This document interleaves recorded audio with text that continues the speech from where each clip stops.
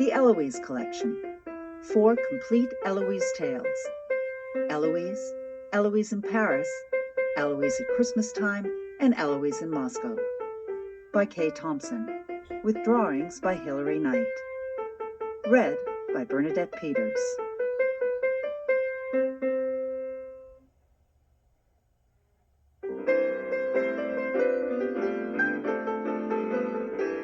Eloise, a book for precocious grown-ups about a little girl who lives at the Plaza Hotel.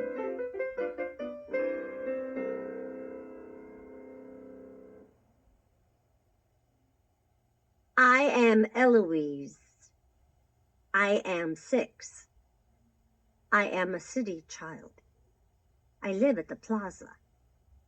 There is a lobby which is enormously large with marble pillars and ladies in it, and a revolving door with papier on it. I spend an awful lot of time in the lobby. For instance, every day I have to go to the desk clerk and see what's happening there. Then I stop by the mail desk to see if they have any stamps. Then I go to the house phones and make several calls to see if anybody's in. The bell captain knows who I am.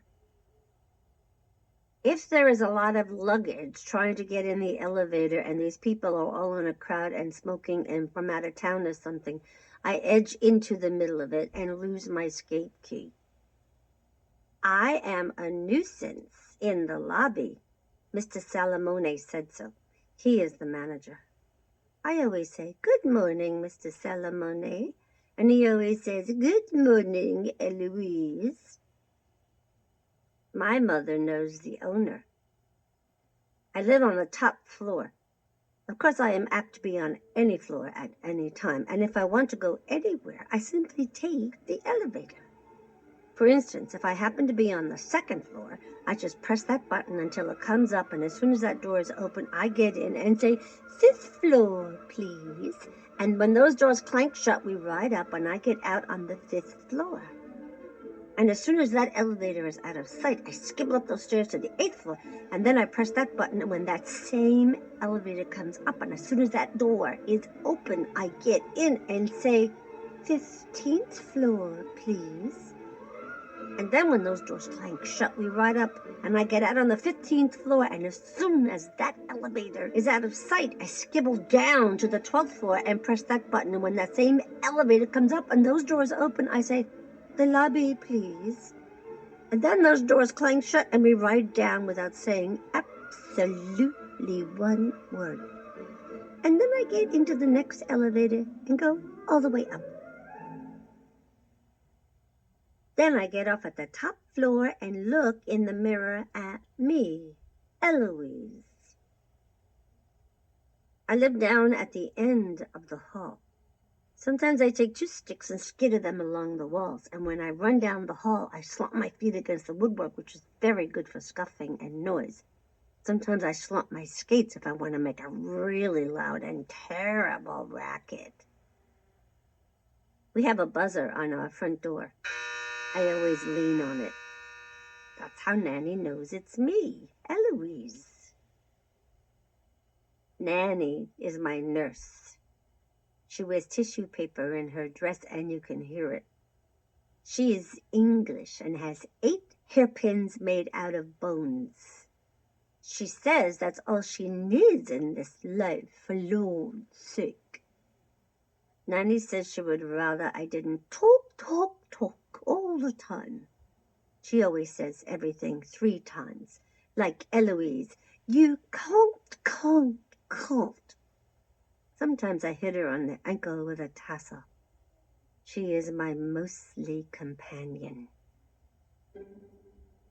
I have my own room. It has a coat rack, which is as large as me. I have a dog that looks like a cat. His name is Weenie. Sometimes I put sunglasses on him. Then I have to scratch his back with a wire hanger. I have a turtle. His name is Skipperdy. He eats raisins and wears sneakers. The Plaza is the only hotel in New York that will allow you to have a turtle. Skipper D and me, we always know it's morning because Weenie breathes in our face and kisses us. The absolutely first thing I have to do is braid Skipper D's ears. Otherwise he gets cross and develops a rash. Nanny gets up feeling tired, and puts on her kimono and skibbles over to slam those windows down shut so that we don't freeze. Then she stretches her muscles and feels fresh. Nanny yawns out loud. Then I pick up the telephone and call room service. Ugh, I absolutely love room service.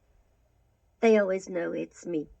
And they say, "Yes, Eloise." And I always say, "Hello, this is me, Eloise, and would you kindly send 1 roast beef bone, 1 raisin, and 7 spoons to the top floor and charge it, please, thank you very much." Then I hang up and look at the ceiling for a while and think of a way to get a present. I usually yawn out loud several times. Then Nanny gives the signal, and Weenie and Skipper D and me, we skibble out of bed as fast as everly we can, and Nanny wraps us in our robe and holds us tight, and I pat her on her bottle, which is large. Then we have to do our morning duties and laugh and sing. London from bottom to top is up, the keeper in the shop is up, and even Mrs. Mop is up.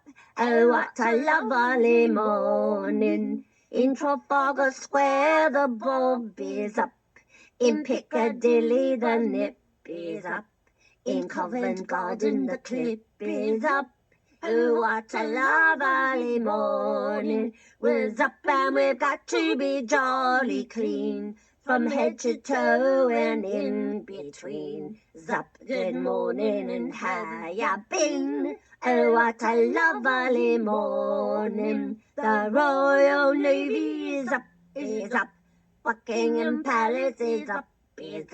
And even the BBC is up. Oh, what a lovely, oh, what a lovely, oh, what a lovely morning. Ew, I just love Nanny, I absolutely do. While I'm brushing my teeth, there is this pigeon who is always hanging around our bathroom window, and he does absolutely nothing but coo. He is fat and grizzly, and I holler at him, and he flies over to the Sharon Netherland for a while to see what they're up to. Weenie and me weigh 36. Nanny weighs 18 stones. Skipper D weighs absolutely nothing at all unless he has his sneakers on. Then, of course, he weighs 1/2. Then Nanny puts on her corset, which is enormously large, but which is very good for her back. Kleenex makes a very good hat.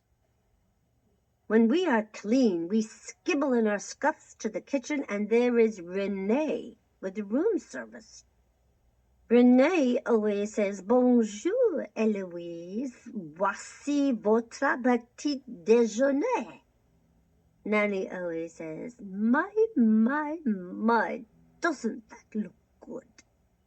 And I always say, "Bonjour, Renee, merci, and charge it, please."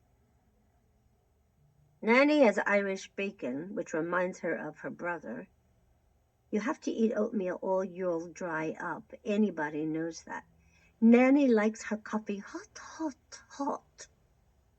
An egg cup makes a very good hat. I have 2 dolls, which is enough. Their names are Sabine and Sailor. Sabine is a rag doll, and she has absolutely no face at all, partially because she came from Jamaica by Air Express. Otherwise, she has shoe-button eyes and 2 right legs. She is rather unusual. Sailor is a very large doll and has a hard head and no arms. She was in the most terriblest accident, and she bleeded so hard she almost choked in the night, and this ambulance came and took her to this hospital, and it was an emergency, and they had to give her all this terribly dark medicine and a lot of Band-Aids.